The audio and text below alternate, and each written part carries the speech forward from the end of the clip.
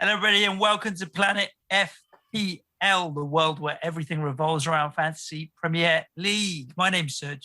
And my name is James. And as Correspondent Week rolls on, James, episode 5, we have a Planet FPL first. The first time we have a correspondent representing his club playing in the Europa Conference League thing. Do you want to introduce our guest? Yes, I shall introduce the only correspondent ever from England to qualify for the UEFA Europa Conference League. It's our friend Ricky Saunders, our Tottenham correspondent. How are you, Ricky? I'm very good, James. Very good. So, Joey, how are you both doing? All right, better than the last time I saw you on Saturday, mate. Yeah, indeed.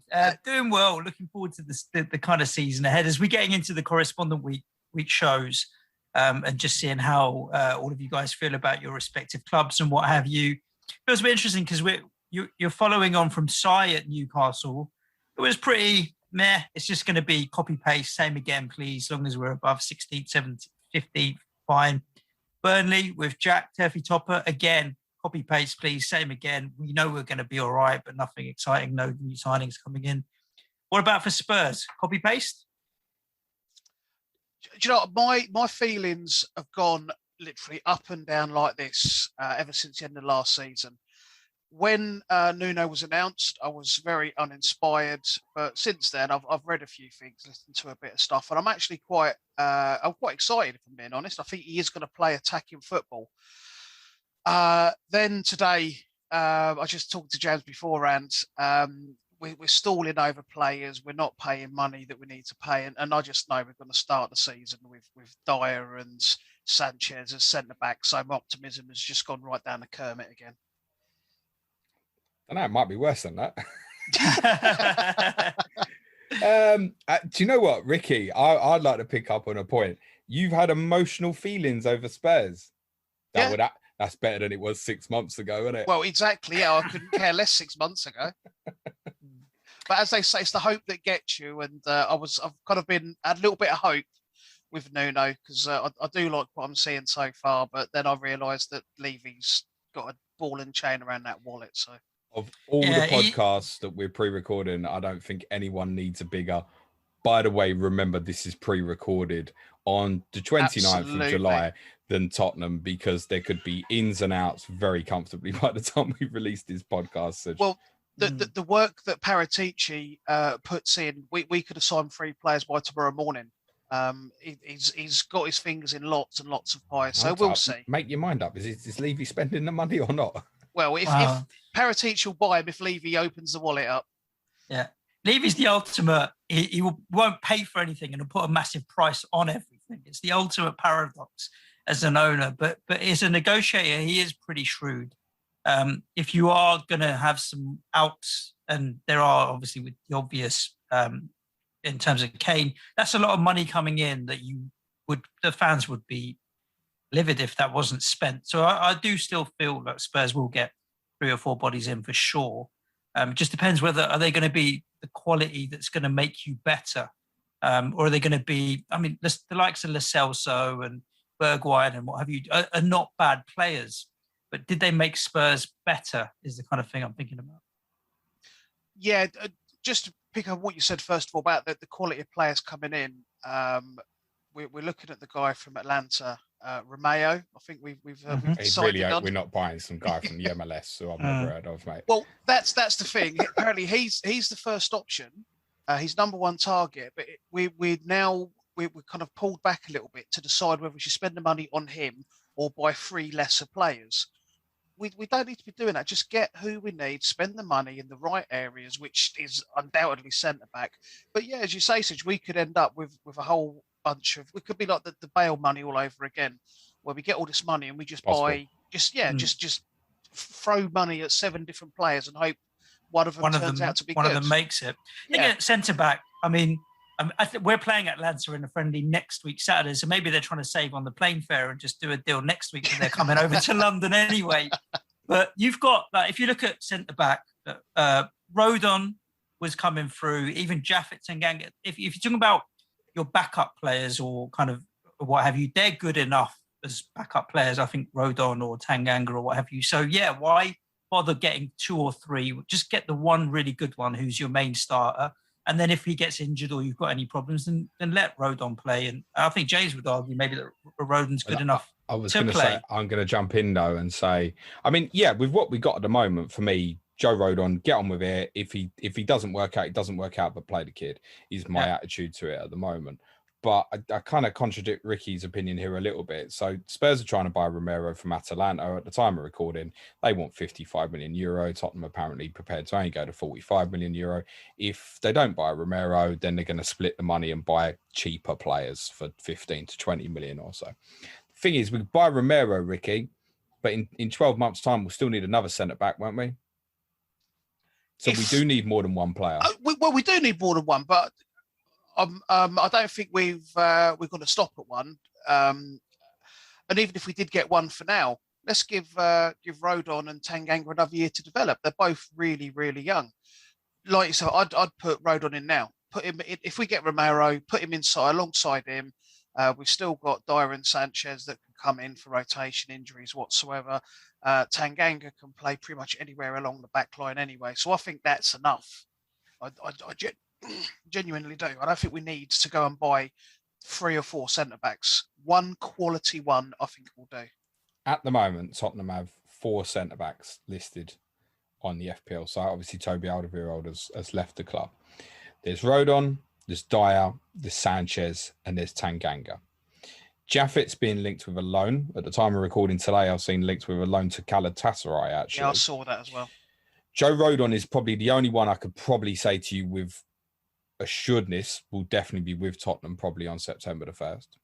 Davinson Sanchez, Tottenham are offering in just about every deal, honestly. And if they can find someone who'll take Eric Dyer, they'll let him go as well. So one of the things that obviously a lot of the community is debating, right, which 4.5 million defender for Tottenham? I'll tell you right now, and I'll speak to Ricky, we ain't got a clue. Not the faintest idea. The thing is, we haven't even seen any of it in the friendlies because, I mean, Dyer played against Orient, then didn't play against Colchester and didn't play against Milton Keynes, and I'm not sure why. Tanganga's played the last couple. Rodon's obviously been away with the Euros. Davinson Sanchez been around the Copa America. So I've got no idea what Nuno thinks of these 2 players. Well, so to be fair, we haven't got a clue. If you're going to do it by friendlies, then the only safe pick is Cameron Carter-Vickers because he's played all of them. He ain't got a price. You can't pick him. But Cameron Carter-Vickers is the same every year, Ricky. He plays every pre-season friendly until the last one, and then he goes somewhere on loan for a year. He'll go Bournemouth or Luton again or somewhere like that. He was really good at Milton Keynes last night, actually, but I mean, he's not going to be. He hasn't. I think he's 23 years old now, and he hasn't kicked on in the slightest. Jaffet, I really, really like that kid. Really do. Yeah, you'd need a commanding partner with him, though, I think, to make it work. Someone like Romero. I think the advice is on the Tottenham centre-backs, stay away. Ben Davis would be the one that's interesting, but it's only interesting if Reguilon was to get injured for whatever reason. Yep. Otherwise, no. Where would you stand on the Reguilon, don't laugh, Ricky, Matt Doherty debate? So was that even a real question? Yeah. I'm getting these. Listen, I got asked last night if Harry Winks was going to be the best 4.5 million midfielder in the game, and I'm not joking. Anyway, answer the question, Reguilon or Doherty, and then you can answer about Harry Winks. That's what happens when you get 25,000 followers, Ricky. You know what? You're going to get those questions as well. Yeah, I think I'll stick with the few that I've got. For anybody that believes that is a genuine question, Reguilon. I think Tottenham would take their money back on Doherty if they could do that as well. Also trying to get Aurier out the door. Tottenham are absolutely trying to buy a right back. It's not to say that they will. And obviously, if they don't, then there's a fair chance that Doherty will be first choice because the manager knows him well, obviously. We've agreed personal terms with the guy from Bologna, Tomiyasu or something like that. That's your guy, yeah, Japanese fellow, can play right back predominantly, could also cover at centre back. Yeah, and we agreed personal terms with him about a month ago. Yeah, ages ago. But it's all got a bit quiet, and they're only asking about 18 million. So I don't know what the hold up is, if I'm being honest. Well, the rumor is that the way Paratici conducts his business is he likes to try and do 3 or 4 deals at the same time. And if choice 1 doesn't work out, then he'll buy choice 2, and so on and so on. And this fella is probably 3rd or 4th choice, Ricky, and it's there waiting. And if they can't get who they really want, then they'll end up buying him. That's probably what's going to happen. Fair enough. That will solve that one. If you had to buy one defensive, it's Reguilon, isn't it? Absolutely, yeah. He's the only one that I would currently, from what we've got, he's the only one I'd consider, and that's despite my team name for FPL. I'd still wouldn't even consider who I've got as my my team name. What's your team name? The Do Ron Rondon. The Do Ron Rondon. Yeah. What's that got to do with Reguilon, mate? Well, no, I'm saying it's I've named it after obviously Rodon. But Ron. I was thinking. I was. Would you think? Rondon. Yes, exactly. I was thinking the Solomon Rondon. Yeah, he was.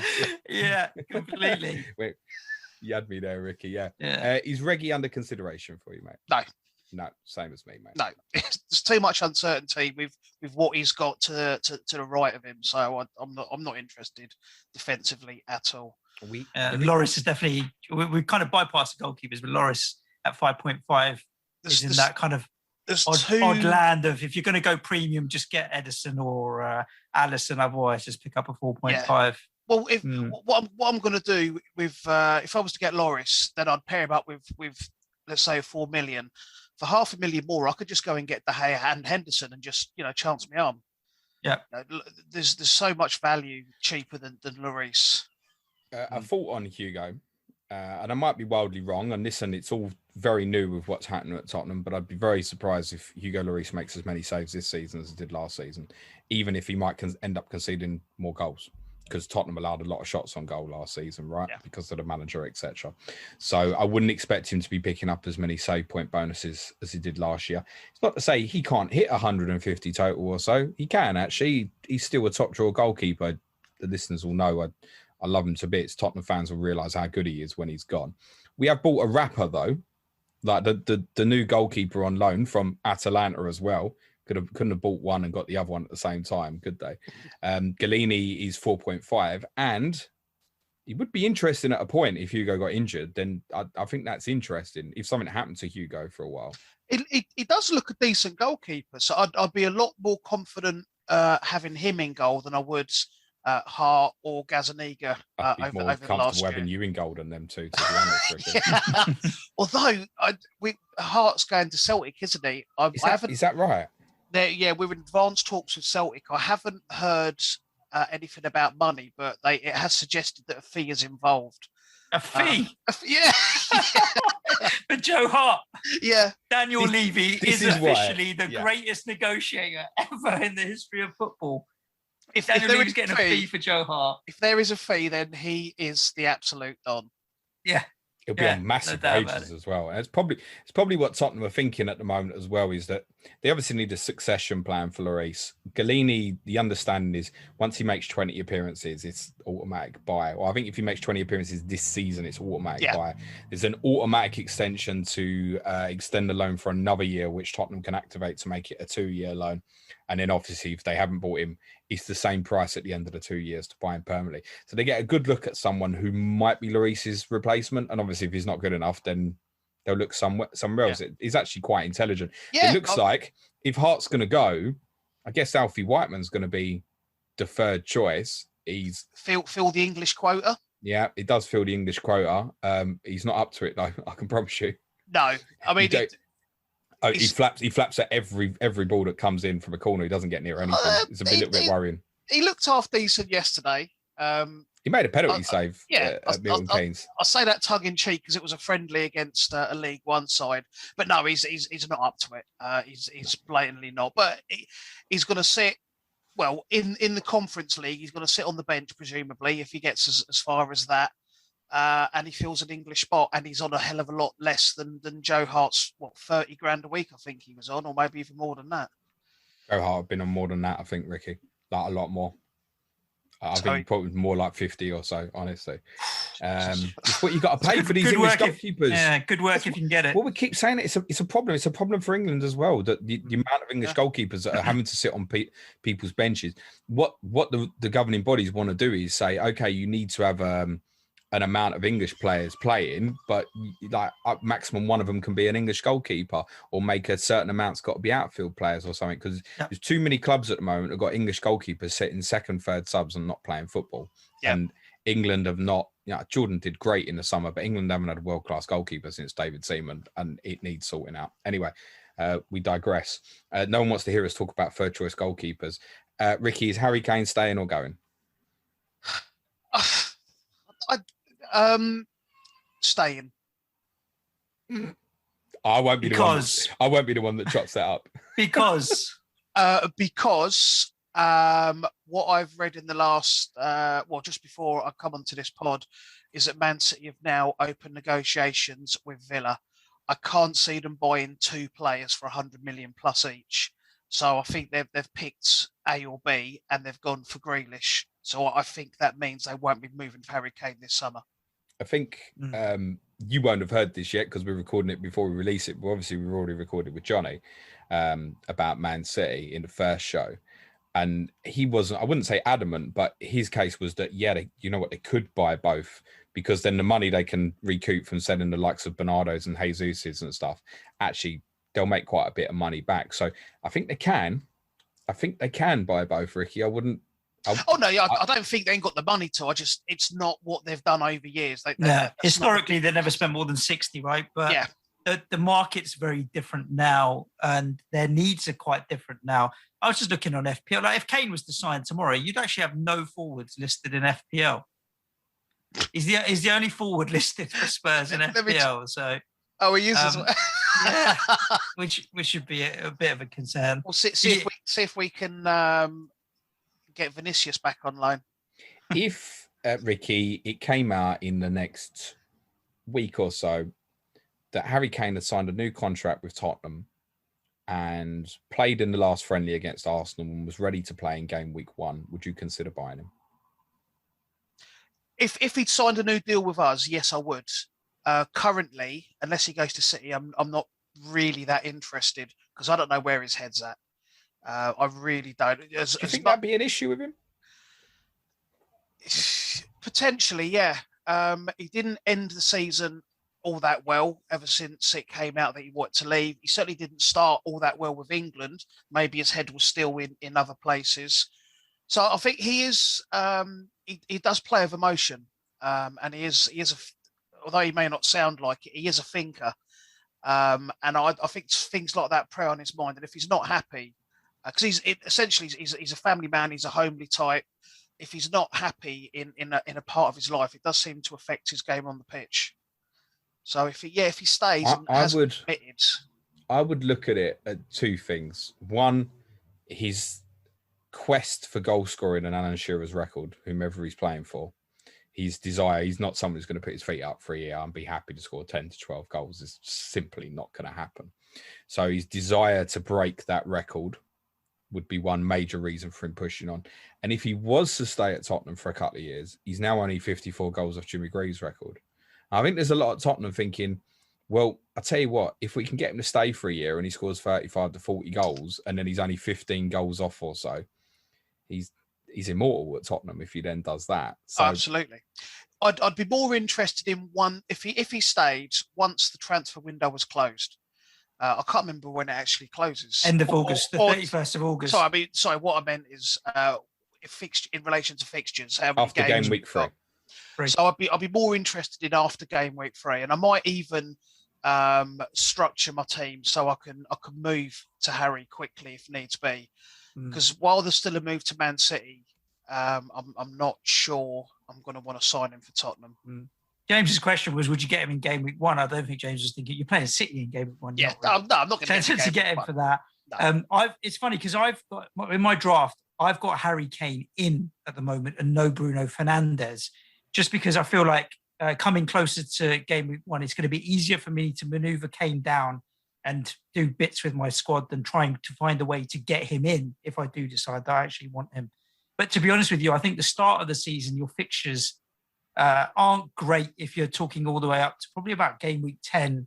Got a couple of good ones, then a couple of difficult ones, then a good one, then a difficult one. So I'd probably just leave it till after game week 10 or game week 11 if he was still at Spurs. and that would give him a bit of time to warm up and get into his stride as well, and have a look at Nuno's Tottenham. Yeah, the only one I'm not going to consider Kane at all, really. The only one I'm really looking at is Son. I'm going to whisper this really, really quietly as well. Dele Alli. Fucking hell, Ricky, you did this last year. Yeah. You didn't whisper it quiet enough. My God. No, it's really hard to tell because the teams we've been putting out have been not been full teams. Obviously, it's still pre-season. There's still players to come back, but Dele so far has actually looked quite good. If I'm being honest, I'm a little bit. He's not going to play as part of a front three if he does start. So he's going to have to do some donkey work in midfield if he plays. So it is a bit of a concern, but I'm not going to sign him game week 1. I'll be looking at him quite heavily. We'll come back to the midfielders because I think there's an interesting debate there, and we can talk about the system we've seen so far and stuff like that. But I do want to talk about Sonny with you first. He's 100% in for me.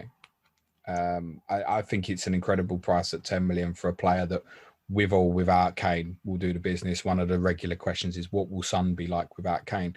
Well, we've seen it loads of times over the last few years, and actually he's gone and played up front and stepped up. I think if Kane does go, which is just as likely as him staying at the moment, I really do think it is 50-50, then on what we've seen so far would suggest to me that Heung-Min Son is going to play up front. And I don't think it's going to affect his attacking returns. I actually think it's possible that if Kane left, I think Son could be the highest scoring player in FPL this season. I genuinely think that it's possible. That's a very bold statement. And I didn't whisper it. No, you didn't. No, do you know, he's certainly going to be our highest scoring player without any shadow of a doubt. And when you think about it, a team that at the minute looks like playing a 4-3-3, attacking. Nuno likes it, not maybe at Wolves, or certainly not last season at Wolves, but he likes his players to get forward, get goals. I'm not going to argue against it. I think this is that. Do you think, James? Are you thinking 4-3-3 with that statement in mind? Yeah. So Amora on one side, Bergwijn or what have you on the other, because you've got a plethora of attacking midfielders. The thing that I thought interesting when Ricky mentioned Dele Alli, and I'm looking at Dele Alli's price is 6.5 million. He's one of the most expensive attacking midfielders, taking Sonny out of the equation, along with Lucas Moura. Everyone else is 6 or less, and Ndombele, Lo Celso. You've got the new boy Brian Hill in there as well. But Dele Alli is surprisingly one of the most expensive ones. I ain't finished talking about Son yet. No, I get it. But the question is that Son as part of a front three, or does he need another striker up with him? I was thinking today in terms of the impact about Son and how well will he do, and how well have we seen him do when Kane's been absent. He's gone and played up front. And the conclusion I came to, the more I thought about it, and listen, it's very difficult from what I've seen in the friendlies to kind of put that up against Premier League standard opposition and understand it will equate. And I'm not getting carried away with what I've seen. It's been the best thing I can say, and Ricky will agree with this on the friendlies, they've been enjoyable. I've enjoyed watching Spurs the last couple of weeks, which has been the first blessing and a surprise. But the conclusion I came to when I thought about it, that if Kane went, now Kane would probably win the Golden Boot. But when I thought about it afterwards, and I thought Son up front, and I thought about it, and I thought, well, actually, Son would probably be second. And I started thinking about it and thinking, could he actually outscore the likes of Mo Salah in terms of actual goals? And if he outscores him for goals as a midfielder, there's every chance he's going to finish as the top FPL point scorer. But if Kane leaves, I thought Danny Ings is going to play up front. Well, I do think that Tottenham will buy Danny Ings. That kind of changes Son's positioning to back on the left, for example. Probably. But what we have seen, and this is an interesting thing in terms of if Kane will leave, I'm surprised that all we've seen of Son in the two friendlies is playing central striker. I'm surprised he hasn't looked at a period of him central striker, a period of him left wing. He's literally just played him up front, which is, for the Spurs fans listening, is probably a little bit more scary that Kane will leave. But think back to the Wolves team and the attacking players and the movement of Jimenez, etc. And Spurs look like they're going to try and play with 3 fast forwards. And they'll create chances for Son. Yeah, because the players being direct and stuff. And the one thing Sonny is amazing at, unlike Bergwijn and Lucas, Sonny gets there. He doesn't miss often, does he? Like, his finishing is incredible either foot. Him and Kane are arguably the two best finishers in the league, actually, in front of goal. So, I mean, Son is 100% for me, as long as he's fit. And that's irrespective of where he plays, by the way. But I think he could call carnage if he goes through the middle. Yeah, I totally agree. His pace, his one-on-one finishing is absolutely superb. Certainly better than Bergwijn's was last night. He was a bit wasteful to say the absolute least. But no, so he's in my side. I can't see me getting rid of him, regardless of whether Harry's there or not. I think he's a keeper either way. Go on then, talk about Dele, Ricky. Off you go, and do stay first. Everything that you said on this podcast last year. Because Dele Alli legitimately was, and that's not been the case so far this year. And it's worth saying Tottenham do have two big friendlies to go against Chelsea and Arsenal, which will give us a lot of information rather than the game's gone. But Dele Alli legitimately in pre-season last year was Tottenham's best player in pre-season. He was amazing. And he's been, well, he hasn't even been our best player. I think our best player in pre-season has probably been Lucas. That's the correct answer, mate. Well done. And he is, if I was going to pick between the two of them, I'd actually pick Lucas, because he is much more likely to play as part of that front three than Dele is going to be playing as a free behind him. But Dele, I just think he's one to look at. He's got undoubted quality. He's going to have to change his game a little bit to be more of a box-to-box player. But he is good when he arrives in the box, and he can pick things off from the edge of the box, but not as part of a front three. But then he scored the last two friendlies, and he could have had a hat trick at Milton Keynes on Wednesday. Yeah, he could have done. But I'm definitely looking at him. 100%, I'm looking at him. But if I was going to pick any Tottenham midfielder other than Son, Lucas, I think he could be a bit of a gem at 6.5, especially if Kane isn't there, because he's going to be pretty much featuring every single game as part of that front three. He'll get a lot more opportunities under Nuno than he ever did under him, who won't be spoken about. I would add to that by saying there is no way that either of them will start in my team, Lucas or Dele Alli. But similarly, I would buy Lucas over Dele. I've been really impressed with him. I spoke the first pod we did on Patreon after the Orient game. I said he's picking up Adama Traore positions and running at people. And I can actually see a little bit of that comparison now. Adama Traore's attacking returns have never been great, and neither of Lucas Moura's either, by the way. He's got attacking returns in all three of the friendlies, including a brilliant assist in the first one. That one for Dane Scarlett. What a pass that was. And he had a similar one in the Colchester game afterwards that created another goal. And he scored in the last two himself, got a lovely finish at Milton Keynes on Wednesday night. Please understand, I'm not recommended Lucas Moura, but a little bit like what you're saying. I think as we stand right now, if we were picking the team opening day, I think it's easier to probably guess what the front three will be than the midfield three, because of the absences in midfield, with like Højbjerg still to come back, Lo Celso still to come back.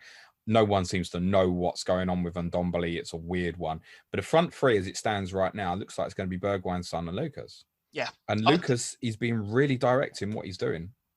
He is. He's very, very, very attack-minded in these last few games. Clearly part of Nuno's plans. He's playing the Traore role. He's giving him a game plan, and he's going with it, and he's getting the best out of him so far. They are friendlies, but he does look like he's enjoying what he's doing, and he's doing it really well. I'm a Lucas fan.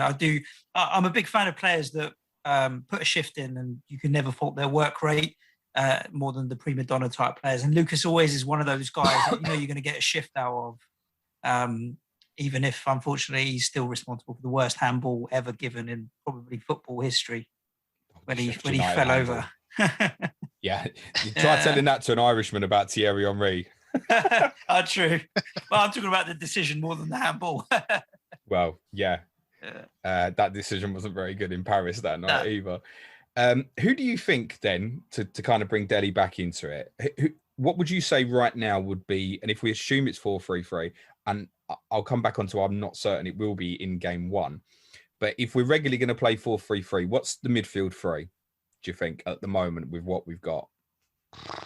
If they're all fit and available. If they're all fit and available, I suppose Højbjerg is got to be in there. Yep. We've just paid a lot of money for Brian, so he won't play in those positions. He'll play as one of the front three. He won't be ready to start. I'm certain of it. No.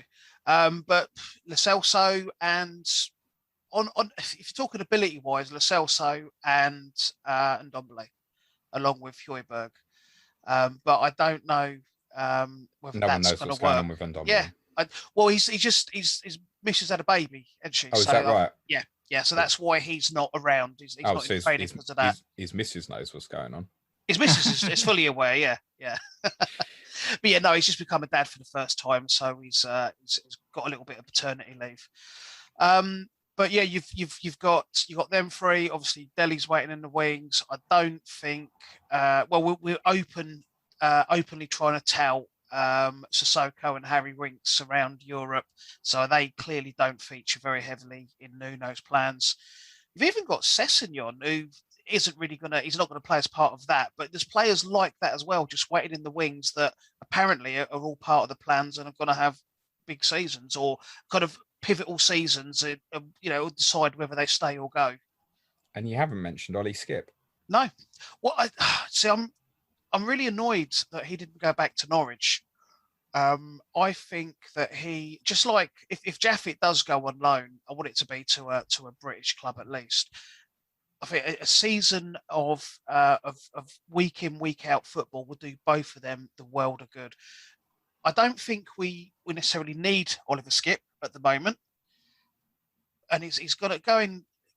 If he'd have gone back to Norwich, he'd have got a season of Premier League football under his belt, which he's going to gain far more out of than sitting on our bench for 30 games a season. I think that Skip might be the unlocking of Dele possibly being a good asset. So if Tottenham are going to play 4-3-3, and I'm not convinced this is the best system for Oliver Skip, but the one thing Ollie's really good is pressing and winning the ball, tackling back, etc. If he plays to the right of Højbjerg, and we've only seen it to the right of Winks so far, then it allows Dele to go from the left of the midfield three, and then you can change shape between 4-3-3 and 4-2-3-1 within game and in certain attacking phases. That's the one thing that would make Dele interesting. I think that Lo Celso probably won't play game week 1, but I think the idea is possibly to play Lo Celso and Ali either side of Højbjerg as first choice. I think that's probably the idea. And you've got to fit Ndombele and Skip into that. I, like you, hope that Oliver Skip plays a lot this year. I'm just not convinced that's the right system for him. Because I think if he ends up playing in a 3, if it's Lo Celso or Ndombele rather than Dele, then we're too far from the centre forwards. The one thing that Dele is absolutely brilliant at, say it all the time, is going and running beyond people. So let him do it. So it depends how you're watching the game. So there's stages last night, Dele's picking the ball up in the left back position at Milton Keynes. That will scare the life out of people. There's other times he's running beyond people, and if the pass is better, he's one-on-one.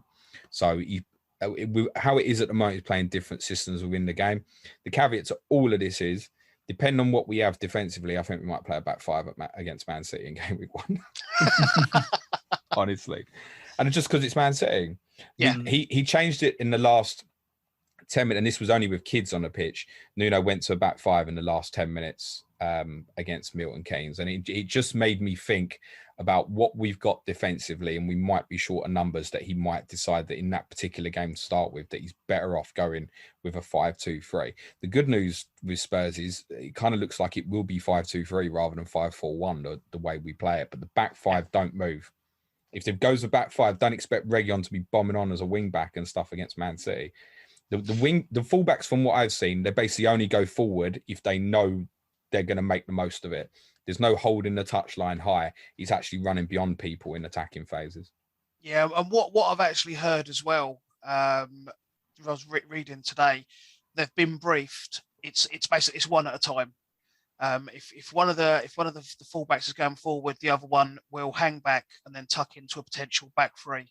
So you're not going to see bombing down either side. It's going to be one or the other. Hopefully that's Reggie, but 9 times out of 10. But then again, that means if he plays, Aurier's actually somewhere near the penalty box, so that's not a good thing either. But yeah, I think he'll be good anyway. But yeah, so yeah, it's not going to be fullbacks both pumping in crosses, it's going to be one or the other.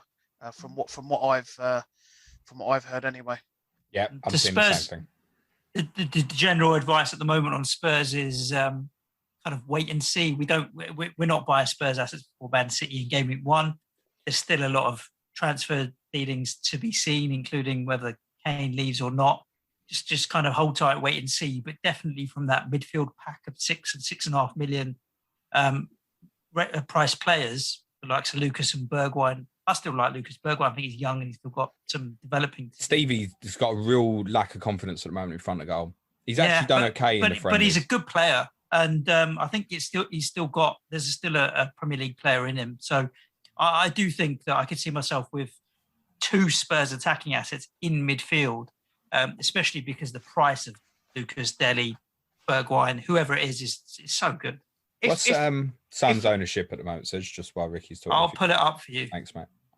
I was going to say, if Lucas can hit the ground running, it's going to be hard to ignore. But I mean, just on my watch list, players in and around that value, you've got Rafinha. I mean, Rafinha versus Lucas Moura is just not a debate. Yeah, you got Buendia, Sarr. There's a lot of good attack-minded players that you've probably got to look at over Lucas, really. They're guaranteed. You definitely would look at them over Lucas. Yeah, go on. Go and have a guess. Where do you think genuinely, I haven't looked. I think he's about... He's 10 million. 15%. And Ricky, what are you thinking at the moment? I could cheat. Well, I have cheated. It's 16. Oh, fine. 16%. Is it really? Yeah. And so you only want... I genuinely had no idea. I was quite scared about that. I think it's because he's in... People have made the default decision of Salah and Fernandes. Yeah, and that's understandable. And that's it. And then there's just no money left for a 10 million midfielder. But I haven't had Fernandes in my squad since I've logged in. And I have had Son in, and I do think I will be starting with Son as well. But the reason he's not in there now is just because I left Harry Kane as a placeholder, so I don't spend too much money everywhere else and can't find a way to get to Kane if I want him. But I can easily see myself starting with Son. And I think when we get to game week 2, 3, and 4, a lot of people that didn't start the season will be reminded, oh, this is why Son's such a good asset. Let me go back to him. Sonny offers a really interesting and nice captaincy option in game week 3 and game week 4, I think, as well. But there's a few people have... Salah obviously stands out for at least the first one. Obviously, you got City against Norwich game week 2, but obviously Salah against Burnley is fine. Then Salah's got Chelsea, which, listen, it's Mo Salah. I don't think you necessarily have to fear it, and Leeds away. But it must be better captaincy options. Well, the one in game week 3 that stands out like a sore thumb is Tottenham at home to Watford. So Kane might not even be there. So it might be that by the time it lands there, Sonny's the best choice. And game week 4, bar Bruno at home to Newcastle or another Manchester United asset, Sonny's got Palace away. Like, it's not bad. I mean, it covers well. Will you start with him, Brick? Yeah, he's in there at the minute. I can't see me not starting with him. The only debate I've got, I want to upgrade a couple of players, and Son stays. It's whether I keep Fernandes or not. That's where I'm looking at changing. Certainly not Son. Suj, tell the newer listeners that I'm very pessimistic about Spurs. As a general, but I think talking about last season, and my next question to Ricky sums it up. Like James over the last, ever since the other manager before this one came in, all he's wanted since he's left is a team that he can get behind and support, and just have some excitement or passion about his club. And so I know asking him saying, what do you want this season, or what your hopes and dreams will be? Just want to be able to get behind my team and kind of enjoy it. But what's good look like for Spurs this season? And I say that. Yeah. Yeah. So James is pessimistic will be, I don't know. We'll see. But what's yours, Ricky? What do you think? First of all, I mean, I want to be entertained again. Me and James did. I won't even say it as a pod. We spent an hour ranting at each other about Tottenham. It was very, very good therapy. I just want to enjoy my football again, as you say. With regards to Tottenham, what is good? I think just to be in and amongst the picture again, to challenge, not for the title. I'm not an idiot, but be in the top 4 conversation, because we would never really in it. We were never far away, but we're never really in the mix last season. So just to be in there, sniffing around fourth, trying to get in the top four, picking up on other people's mistakes. If someone slips up, are we there to capitalise? That's what I'm hoping for. Good cup runs, win the Conference League would be nice as well. But yeah, just be in the conversation. I get that. I think it's going to be tough just because City are City. Liverpool have obviously got a few players coming back and are going to be stronger this year. Chelsea finished the season so well and obviously Champions League champions. And Manchester United have got their checkbooks out all of a sudden. So the kind of top four, most Premier League fans will say is locked in there or thereabouts. And so it's now that fifth and sixth scrap with the likes of Leicester. Arsenal will be better because they've got no European football. So I think fifth or sixth for Spurs would be a very good season. Ricky's laughing for the audio people. Well, you can't discount it, and they seem to be doing a bit of business as well. So I just think fifth or sixth for Spurs next season, you'd have to say, first season under the new manager. Their business selling Emi Martinez for 20 million and spending 30 million on an English goalkeeper. Yeah, I think I tweeted that. Yeah. Yeah, do you know what? It's progress though, Suj. Seventh last year and never really looked like we could finish any higher. We probably, other than the fact we were top of the league and everyone was telling me we was going to win it. Yeah, I was going to say that. I still remember James and his chocolate muffin. But you never really had.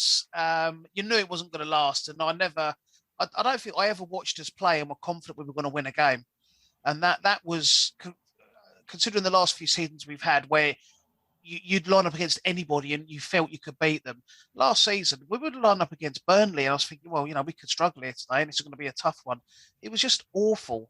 And I just want to go into a game with a little bit of confidence, a bit happy, a bit excited, and just, be pushing around, hopefully fourth, but fifth, sixth, be there ready for if someone does slip, because someone always slips up. Yep. That's a fair point, because the only way that a Tottenham, or to be honest, I think any of the others are finishing above the big four at the moment would be one of that big four has to have a disaster. But then, nobody saw what was coming to Liverpool and stuff, right? Chelsea might have another new manager in 6 months. You never know with them clowns, right? So they have a certain way of operating. And Solskjaer signed a new contract at United, so that's the kiss of death, right? Didn't that go completely tits up when he signed one before? So listen, at the moment, those four teams are way better than Tottenham and, in my opinion, everybody else as well. So it would be ridiculously... it would be ambitious. I think, to be honest, right now the closest again would be Leicester if they hold on to their squad. Personally, I think. Hold on to their squad. They've been making additions, mate. Well, some good players as well. They've still got to hold on to. There's rumours about and not Tielemans, but Ndidi, Maddison, and I think they probably will stay. And if they do, for me, they've got the experience of being so close, right? I think they probably would be best placed to change again, but I wouldn't see them finishing top four. I think sixth, and anything less than sixth would be disappointing, I think, for Tottenham this year. But I think anything above fifth right now would be completely unrealistic. The chances are we'll probably finish sixth or seventh. I think Ricky's right, though. The most important thing is that I look back at the end of the season and go, had some fun now. Enjoyed it. And I think, you can take the piss out of that Mickey Mouse European competition. We need to win it. Yeah, agreed. Well, I think, to be fair, what we don't need is to get beaten by Roma. As long as we can avoid that, we'll be all right. That's an inevitability, mate. Ricky, thank you so much for joining us. We could chat all night, as we kind of sort of did the other day with a couple of pints, but it's so good to speak to you about Spurs. We'll probably have to get you back on once the business is all done and dusted and we know what's happening with the transfers. Do you want to tell our newer listeners who probably haven't heard from you before where they can find you on social and what have you? I'm on Twitter. As many people asked me on Saturday, what's my FPL handle? I don't have one. I'm just Ricky Saunders 77 on Twitter. Lovely, jubbly. Thanks so much. James, where are we going next? Presumably that's the year he was born rather than his age. I'm not sure. Next, newly promoted Watford with Stephen Toomey at sixth goal. We're talking to him about the Orns. And unlike Tottenham, have only got one forward in FPL. They've got about 8. So it's about a few of them, I think. Yeah, and for people that haven't listened before, Stephen Toomey's out in California, but my God, he knows his Watford stuff. And it's so nice when we have had correspondents that drop down into Championship but come back and are ready and raring to go. So do make sure that wherever you are listening to this podcast, you've hit the subscribe button or follow or whatever it is, a notification bell. You'll get alerted as soon as the rest of our Correspondent Week podcasts go live. If you need more content, patreon.com/Planet FPL. There's a rundown and all of that jazz over there. Other than that, though, stay safe. Out for now. Thanks, Ricky. Come on, you Spurs. Come on, Tottenham. Cue music, please, man. Show.